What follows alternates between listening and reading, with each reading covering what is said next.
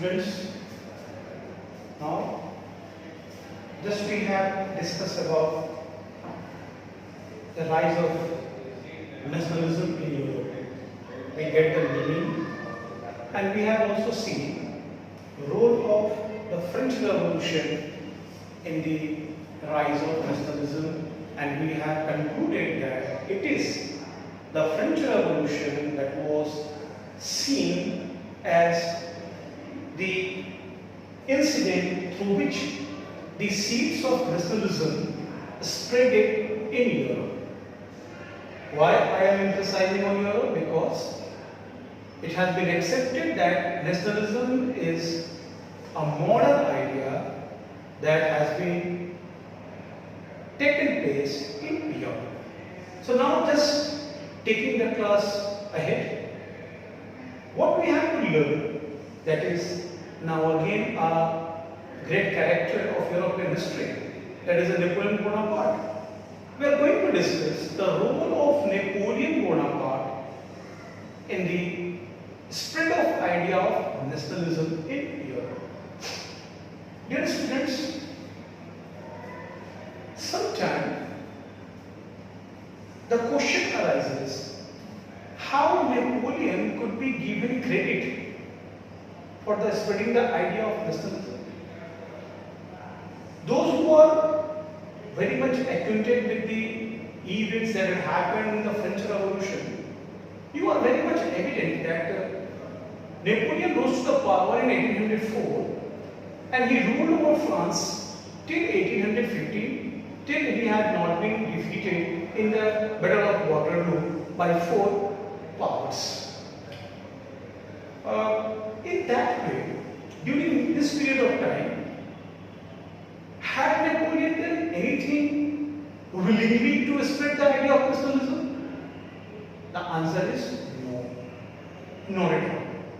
Whatever Napoleon had done, it all had been done for the sake of their own administrative convenience.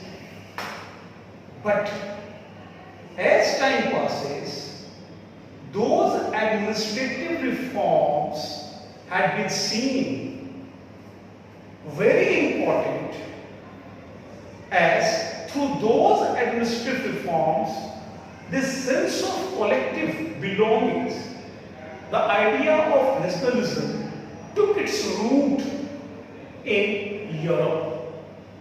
So this is the special thing about the Napoleon. Napoleon had not done anything willingly for the spreading the idea of nationalism. Because these ideas, when if Napoleon will do these things willingly, do you know what will happen? The idea itself goes against the Napoleon's rule, that Napoleonic Empire. Because again, those empires were just occupied forcefully. Those empires were having diverse population, diverse linguistic groups, diverse cultural population. But they all were just put under one empire only due to the force. So now, just keeping this thing in our mind and accepting that Napoleon had not done anything to spread the idea of nationalism willingly. Actually, it is the work of Napoleon that indirectly helped in the rise of nationalism in Europe. Now see, what are those ideas? See, Napoleon and the spread of idea of nationalism, this is the heading, and the first point that I have written, Napoleon rose to power in 1804. France, he introduced civil code. That is the major thing. This civil code just worked the magic. Civil code of 1804. When did Napoleon introduce the civil code? In 1804. That was also called Napoleonic Code. This played an important role in spreading the idea of nationalism. Through this means what? Through the Napoleonic Code. What Napoleon had did? Napoleon just established equality before law. In this particular Napoleonic Code, he introduced equality means he emphasized upon the principle of equality and in the administration. Under that, privilege based on birth. If you remember, first state, second state, third state, this was the system of French society. It was abolished. Then after, he also abolished feudal system. Feudal system, you can understand that it is a kind of zamindari system. So that was abolished. And one more thing, serfdom. And peasants were free from serfdom. Serfdom is a kind of slavery in which peasants were compelled to provide their work to their landlords, to their feudal lords. So this system was also abolished. Next one, guild restrictions were lifted. Guild, what are guild? Guild refers to an organization of people having same occupation. Means people, those who are doing the same kind of profession, they all were united under the guild system. This guild system is very much powerful. Without the permission of this guild system, no new person can enter in that particular business. Actually, guilds were just managing the affairs of their group. They were very much powerful and rich also, influential also. So Napoleon realized that guild system were putting unnecessary restrictions in the spreading of transportation. Actually, transportation and business trade. Actually, Napoleon was trying to just make the connectivity of people easier. He was trying to improve transportation system and communication system so that people can travel longer distances easily and trade could also take place easily. To the purpose of trade, for the purpose of this particular trade and business, people could just move from one area to another area. This will just help as a byproduct, help in better understanding among the societies living in different parts of France and French colonies. So through this, there was a quick interaction, and that interaction, that understanding, just bind the societies that work as an adhesive force. So Napoleon was doing this only for the sake of administration, convenience of the administration. But these all were resulted somehow to just get the seeds of nationalism deeper and deeper in European land, in France and French colonies. Next one. A uniform code of law means all the parts that come under the French Empire should be guided by uniform law. Earlier, different pockets of an empire were having their own indigenous rules. That also creating hurdle not only for administration as well as for the purpose of trade. There was no common currency. Different pockets of empire were having their own currencies, that also creating major problems in spreading the trade and business. So these were also a number of restrictions. So Napoleon had also just abolished that kind of system and introduced a common national currency. These all are working to unite the society and a centralized weight and measurement system. Earlier, different pockets of empire were having their own measures of weight and measurement. So they were having their own system, and it was making difficult for the traders to do the business.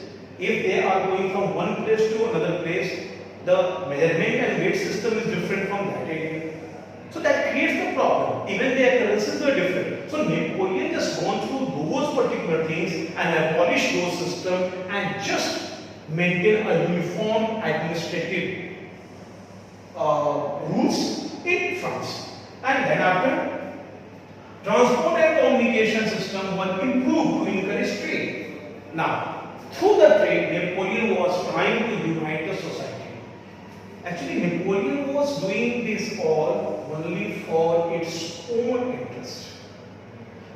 Napoleon के ये सारे काम कहीं भी nationalism को promote करने के लिए नहीं थे।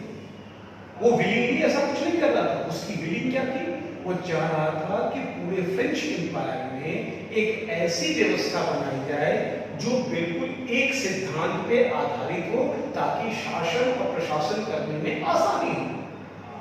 परंतु उसके इस एडमिनिस्ट्रेटिव रिफॉर्म्स ने, नेपोलियन कोड ने एज अ बाय प्रोडक्ट, जो चाहते नहीं है फिर भी वो बाय प्रोडक्ट जो निकल के आता है वो बाय प्रोडक्ट करते हैं। जैसे आप किसी भी ज्वलनशील पदार्थ को जलाते हैं तो आप उससे क्या उम्मीद करते हैं? आप उम्मीद करते हैं उससे हीट मिलेगी, लाइट मिलेगी, लेकिन बाय प्रोडक्ट में कई सारे पॉइजनस गैसेस निकल के आते हैं और इसके साथ साथ आप कहते हैं धुआं, राख, ये भी निकल के आता है। ये क्या है? बाय प्रोडक्ट है, अनवांटेड, आप नहीं चाहते। यहां भी नेपोलियन का टारगेट वो नेशनलिज्म के सीट्स को स्प्रेड करना नहीं था। नेपोलियन वही अपने एडमिनिस्ट्रेटिव सिस्टम को इंप्रूव करने की कोशिश करते हैं, लेकिन as a byproduct integration of society, people के आपस में इंटरेक्शन बढ़ गए और धीरे धीरे उनमें एक प्रकार की सेंस ऑफ यूनिटी आने लगी। देखिए, जो नेशनलिज्म है वो एक एब्स्ट्रैक्ट आइडिया है और आइडियाज पहले विचारों में जन्म लेते हैं। पहले वो विचारों में आते हैं, हृदय में शामिल होते हैं, तब वो आपके एक्शन में आते हैं, तब आप उसकी डिमांड करते हैं। तो यहाँ नेपोलियन की एक वर्क अप्रत्यक्ष रूप से फ्रांस में नेशनलिज्म को, यानी राष्ट्रवाद की भावना को पालने में, पोषने में और उसको बढ़ाने में बहुत बड़ा रोल प्ले करती है। केवल फ्रांस में नहीं, फ्रेंच कॉलोनीज में, जहां से ये आइडिया स्प्रेड करेगी पूरे यूरोप में, फिर पूरे विश्व में। तो अब इसके बाद जो हम पढ़ने वाले हैं वो है अब इन यूनिफॉर्म लॉज, एडमिनिस्ट्रेशन, ये सारी चीजों के साथ अब हम देखेंगे कि समाज, लोगों का रिएक्शन क्या है, समाज कैसे थी, सामाजिक व्यवस्था कैसे थी और उस समाज ने इस प्रकार के चिंतन को, इस प्रकार के परिवर्तनों को किस रूप में स्वीकार किया। क्या समाज के अंदर से भी कोई रिएक्शन आई? क्या समाज ने भी उसको उसी रूप में लिया, या समाज ने अपने तरीके से, अपने अनुसार, अपनी जरूरत के हिसाब से उन्होंने इन विचारों में परिवर्तन करने की कोशिश की? परंतु रोल ऑफ सोसाइटी और सोसाइटी के अंदर परिवर्तन राइट ऑफ नेशनलिज्म के सबसे महत्वपूर्ण फैक्टर होंगे। तो अब हम उसी को पढ़ेंगे। चलिए, तो अब हम लोग अपनी चर्चा को आगे बढ़ाते हैं। चर्चा को आगे बढ़ाते हुए हम सोसाइटी को डिस्कस करते हैं, क्योंकि कोई भी परिवर्तन होंगे, पर परिवर्तन की सीधी जो परिणति होगी वो सोसाइटी से होगी। अगर आपको याद हो, जब हमने डिस्कस करना शुरू किया था अंडरस्टैंडिंग हिस्ट्री, तो उसमें मैंने आपको बताई थी 3 फैक्टर्स जो हिस्ट्री को बनाते हैं, जो इंपॉर्टेंट फैक्टर होते हैं, जिन्हीं के इर्द गिर्द ये सारे फैक्ट्स घूमते हैं, इवेंट्स घूमते हैं। वो होती है इन्वायरमेंट, वो होती है पीपल और इंटरेक्शन बिटवीन पीपल यानी सोसाइटी और इन्वायरमेंट, जो सराउंडिंग्स होती है उस समय, जो परिस्थितियाँ होती हैं उस समय। तो यहाँ अब हम उसी परिस्थितियों को एनालिसिस करने वाले हैं और देखने वाले हैं कि आखिर वो क्या कारण थे, under what circumstances, under what condition the society went under a great change. Because before 1789 the French society, even European society, was very much a kind of medieval period type of society, where scientific research, logic, reasonings has not been given more importance. It was a kind of society where religion was playing the major role, and everything was guided through the religion. Church was dominating. But now, the things were going to be changed, a drastic change. This is the reason why there was a word French Revolution, means a complete change. So let's begin. क्या हुआ? पहले हम देखेंगे कि overview करेंगे कि उस समय की यूरोपियन सोसाइटी की क्या लक्षण थे, यानी सोसाइटी किन प्रकार के व्यवस्थाओं के साथ चल रही थी। तो सबसे पहले आप ध्यान रखेंगे, अगर आपको याद है फ्रेंच सोसाइटी के विषय में फर्स्ट, सेकेंड और थर्ड स्टेज की बात की थी। फर्स्ट और सेकेंड स्टेज प्रिविलेज्ड क्लास, ये लैंडेड क्लास, इनके पास जमीन है, बड़ा जमीन है जिसपे ये खेती करवाते हैं। They were landed, even though they were small in numbers, but they were very much powerful and dominating society, enjoying a number of privilege. And it was true for whole Europe, not only for the France. More or less, this was the same situation prevailing in whole Europe. So at the other side, the vast population belongs to peasantry, and the major population of peasantry was the peasants, means the farmers though don't have any piece of land, means they were compelled to work on the field of others. Along with the small farmers were also there, means having a small piece of land, but that was not adequate for their fulfilling the needs, means they were not getting that much of production so that they could fulfill their needs. So these were the people, those who were compelled to work on the farms of the landlords. So this was the scenario in some parts of the Europe. So like in the western part, actually it was the bulk of land was farmed by Italians and small owners.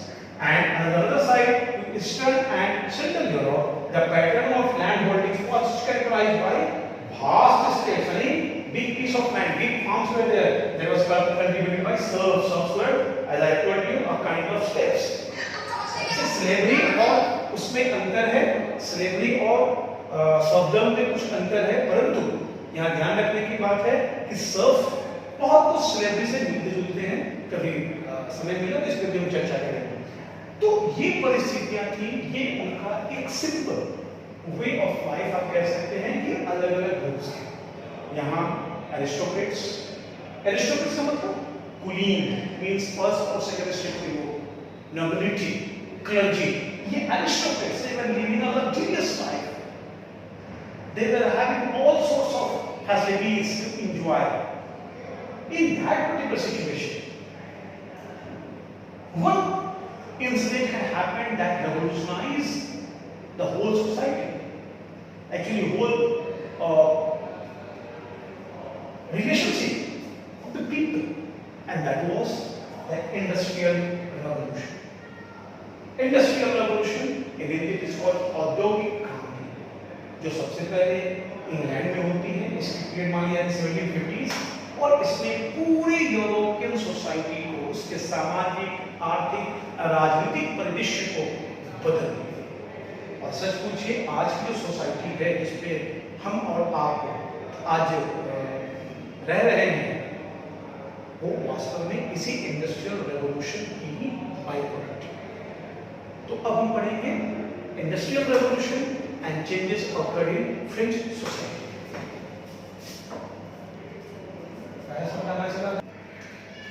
Yes, चलिए बच्चों, next जो मैंने चर्चा की थी industrial revolution. Industrial revolution को हम लोग हिंदी में कहते हैं औद्योगिक क्रांति। ये औद्योगिक क्रांति है। औद्योगिक क्रांति का मतलब होता है revolution in the field of industry. Simple अगर सच पूछिए तो ये है revolution in the field of means of production, यानी उत्पादन करने के तरीकों में मूलभूत परिवर्तन, आमूल परिवर्तन। ये क्या परिवर्तन? देखिए, the industrial revolution, that literally means revolution in the field of industry, means that new technology, machines were used in production, means as a means of production. It has replaced labor forces, means human labor, and using giant machine with technologies to get more and more production. The scale of production was increased tremendously. Now, what will happen in that scenario? Actually, in that particular circumstances, when industrial revolution had occurred, few things have been just occurred in the society. Number one, a new class among the French society emerged, and that new class was emerging from the commons, means non-privileged class. These belongs to industries, businessmen, professionals, because with the industrial revolution a number of industries grew up. These industries raised the demand for the professionals, the skilled people, educated ones, those who are required to work in those industries, those factories. And now the scale of production was manifold. So it replaced the manpower to machine power. This is called industrial revolution. तो आप सोच रहे हो sir इससे क्या हुआ? अरे machine से उत्पादन कर रहे तो अच्छी बात है। हुआ। Due to that, two major things had happened. The society was divided into two groups, haves and haves not. Industrial revolution ने इंडस्ट्रीज को एक कैपिटलिज्म को जन्म दिया। कैपिटलिस्ट, ये कैपिटलिस्ट है, ये कौन थे? ये पूंजीवादी थे, मतलब जिनके पास बहुत संपत्ति आने लगी। गौर कीजिए, संपत्ति आने लगी क्यों? Due to the industrial production and the production was sold in huge quantity and getting huge income. और साथ में क्या आया? एक दूसरा ग्रुप, वो था इंडस्ट्रियल वर्कर्स, औद्योगिक मजदूर। ये मजदूर है, कहां काम करने वाला? इंडस्ट्री में काम करने वाला औद्योगिक मजदूर है। अब दोनों के बीच का क्या रिश्ता है? जहां पूंजीवादी अधिक से अधिक पैसे कमाने की इच्छा रखता है, ये वर्कर्स कम समय में बेहतर सुविधाओं के साथ अधिक मजदूरी चाहता है। लेकिन दोनों के बीच में क्लैश होगा, और इस क्लैश में चीजों को बदलना। अब देखिए कैसे। फिलहाल यहां गौर करते हैं, जो इमर्जिंग जो न्यू क्लास है, middle class, now they were becoming prosperous, यानी कैपिटलिस्ट हो रहे हो, उनके पास पैसा आता है। Now they were just getting more and more income. अब जो इनकम है, इनके स्टैंडर्ड ऑफ लाइफ को इंप्रूव करेगी। जब इनके स्टैंडर्ड ऑफ लाइफ को इंप्रूव करेगी, तो now they were not ready to accept the dominance of first and second class. Means first और second state के लोग जो privileged class थे, वो prosperous थे, वो rich थे। अब ये भी उनकी टक्कर में आ रहे हैं, तो they are not ready to accept the supremacy of those privileged class. So now they were demanding about the evolution of those privileged classes and their importance in the society. So now they were demanding for the abolition of such kind of privilege. So they popularized the idea of liberalism. इसको कहते हैं liberalism. Liberalism उदारवाद। अब ये उदारवाद क्या है? सच पूछिए तो nationalism की जो गाड़ी है, वो इसी उदारवाद जो एक स्वरूप आया मिडिल क्लास, उसी के कंधे पे रह करके ये आगे बढ़ती है। ये बहुत इंपॉर्टेंट रोल प्ले करने वाली है, ये emergence of new middle class और राइज ऑफ लिबरल नेशनलिज्म। इसे कहेंगे लिबरल नेशनलिज्म। तो फिर से समझ कर लीजिए, जो इंडस्ट्रियल रेवोल्यूशन है, that was the key for the rise of nationalism. इसने समाज में नए वर्ग का निर्माण किया। एक तरफ थे professionals, capitalist, businessman, industries, those who were promoting the idea of nationalism. क्यों? उनकी व्यापारिक जरूरतें भी थी। आपने देखा नेपोलियन कोड के दौरान नेपोलियन ने बिल रेस्ट्रिक्शंस को रिमूव किया, कॉमन करेंसी इंट्रोड्यूस की, ट्रांसपोर्ट एंड कम्युनिकेशन को इंप्रूव किया, because there are a number of hurdles that were restricting the means of trade and commerce. People were having a problem.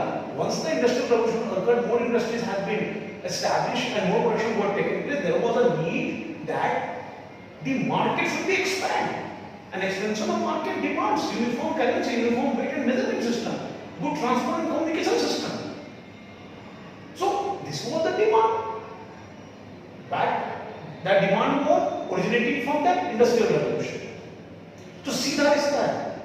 इतिहास की यही खूबसूरती है, कोई भी घटना अकेले नहीं होती, उन घटनाओं का एक क्रम होता है, और उस क्रम को आपने पकड़ लिया तो आप इतिहास की धारा को आप समझ सकते हैं। अन्यथा आपको हर बिंदु एक दूसरे से टूटता हुआ प्रतीत होगा, अलग होता हुआ प्रतीत होगा, अर्थात कि कहीं ना कहीं समझने में कमी आ। तो कोशिश करनी है कि हम एक एक बिंदुओं को पकड़े, एक घटनाओं के क्रम को दूसरे घटनाओं के साथ हम जोड़ने की कोशिश करें कि किस प्रकार से एक घटना दूसरी घटना से लिंक है। यह तो इतिहास में पढ़ना है। तो इंडस्ट्रियल रेवोल्यूशन ने वहां परिवर्तन लाना शुरू किया, समाज में परिवर्तन लाना शुरू किया, नया ग्रुप बना। ये ग्रुप ही चेंज की अपग्रेड होगी, नई डिमांड्स आएंगी। वो चाहते हैं कि ये मोनोपोली खत्म हो, उनकी डोमिनेशन खत्म हो, किसकी, फर्स्ट और सेकंड वाले प्रिविलेज क्लास की, और इन्हें भी प्रॉस्पेरिटी मिले, इन्हें भी सम्मान मिले और इन्हें मौके मिले। मौके क्या, अपने आप को एस्टैब्लिश करने का। तो एस्टैब्लिश कब होंगे, जब जितने भी रेस्ट्रिक्शंस हैं जो फेवर करते हैं फर्स्ट और सेकंड स्टेट वालों को और इनको डिस्करेज करते हैं, उसको खत्म किया जाए। तो यही अब आइडिया आएगा liberal nationalism that was led by this new emerging movements. तो new topic is liberal nationalism. अच्छा, हम पढ़ने वाले हैं लिबरल नेशनलिज्म के विषय में। लिबरल नेशनलिज्म ये बहुत इंपॉर्टेंट थॉट है, बहुत इंपॉर्टेंट आइडिया है, और इसी के रास्ते, इसी के कंधे पे बैठ करके नेशनलिज्म का विस्तार होगा। आइडिया ऑफ नेशनलिज्म पूरी यूरोप में फैले। तो हम देखते हैं पहले ये लिबरल नेशनलिज्म है क्या। नेशनलिज्म की मतलब हमें पता है, we all are familiar with the word nationalism and its meaning. So now one more word has been joined, that is liberal. What is the meaning of liberal? Liberal derived from a Latin word liberalis.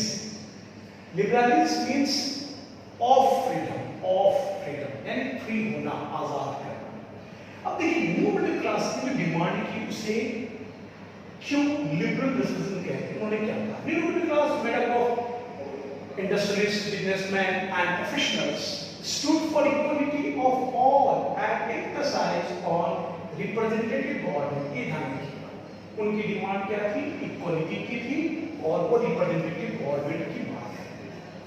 अब इसको अगर ठीक से देखा जाए, समझा जाए, तो लिबरलिज्म दो आयाम में, दो संदर्भों में जानने के योग्य है, उसको समझना होगा।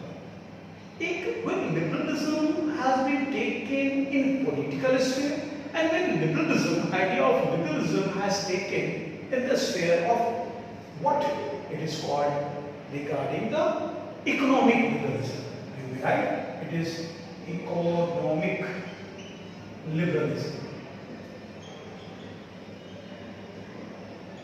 इन दोनों के संदर्भ को देखते हैं। पॉलिटिकल लिबरलिज्म यानी राजनीतिक अर्थ क्या होता है इसका? Government by consent, consent means सहमति से, मतलब representative,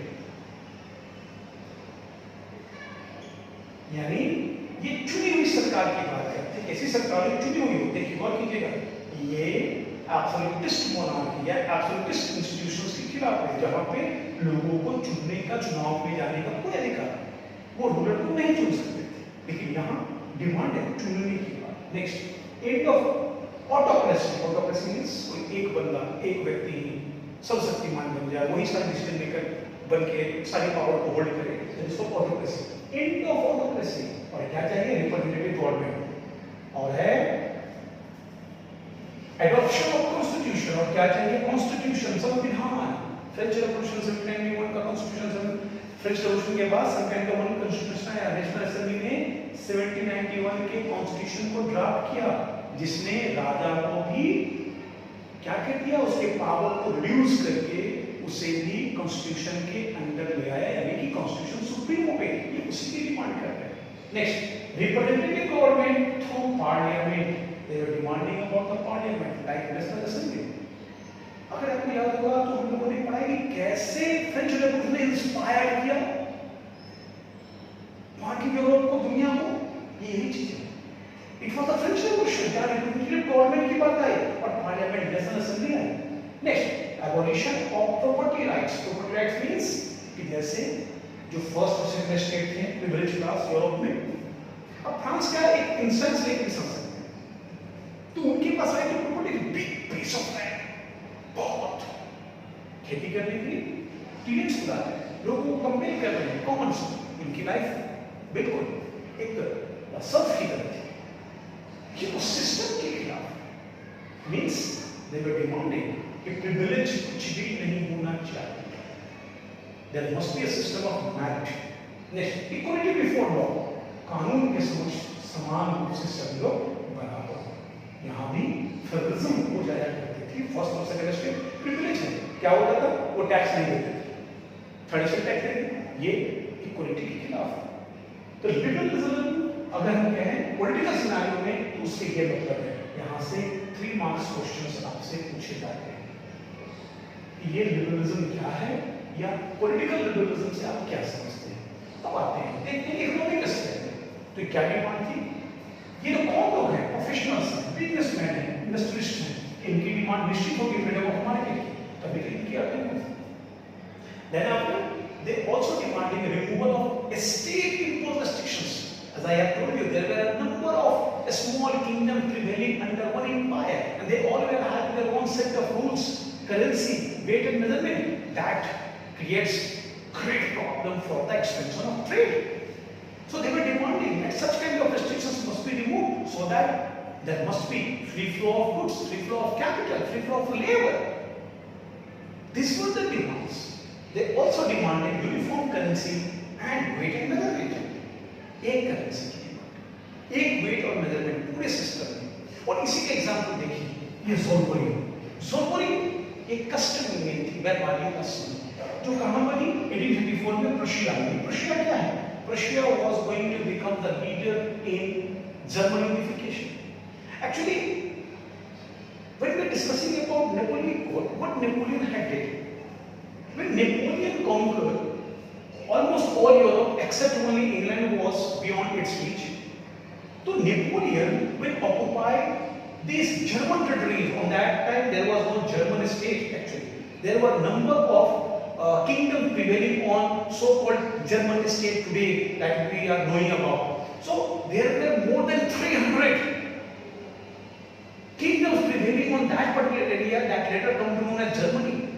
When Napoleon came in power, he just conquered all those territories and just make a confederation of 39 states. कितने states में? 39 states में। यानी नेपोलियन ने क्या किया? 300 से अधिक जो states थे, कहाँ? जर्मन किंगडम्स के, उनको 39 states में लेके आता है। पर्पस फिर से वही, यूनिफॉर्म सिविल कोड को रिड्यूस करके वहां पे शासन व्यवस्था को स्मूथ करना और व्यापार को बेहतरीन करना।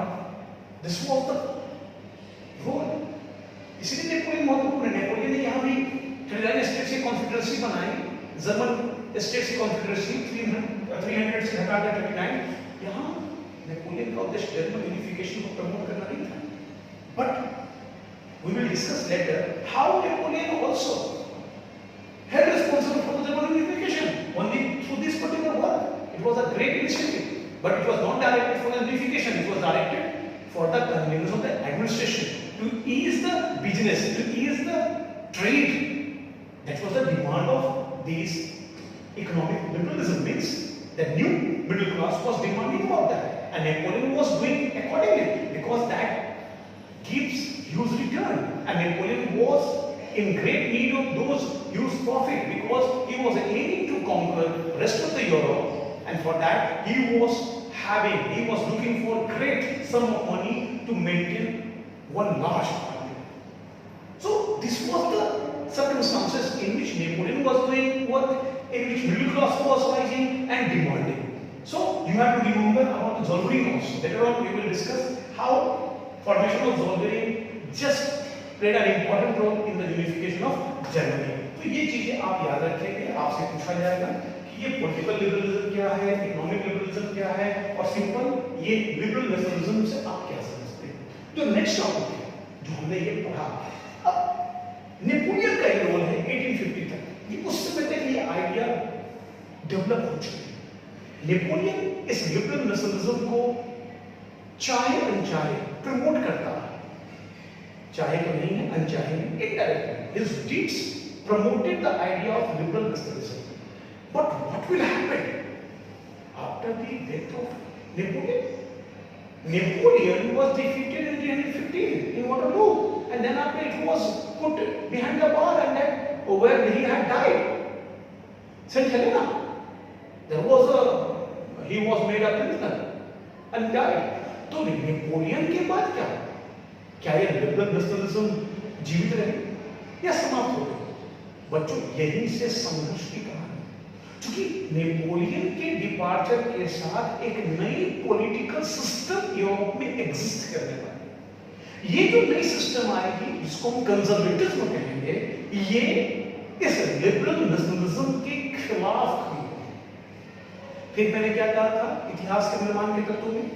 इंटरैक्शन, सोसाइटी को और उस समय के प्रिवेलिंग कंडीशंस का। तो सोसाइटी में क्या है?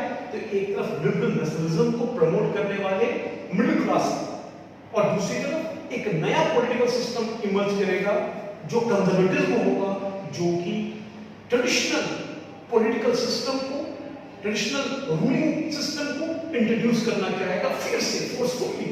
इन दोनों के बीच क्लैश हो और इस क्लैश से एक नए रास्ते निकलेंगे। वो जो नए रास्ते होंगे वही नेशनलिज्म को आगे बढ़ाने वाले। Next topic we will discuss about conservatism in Europe.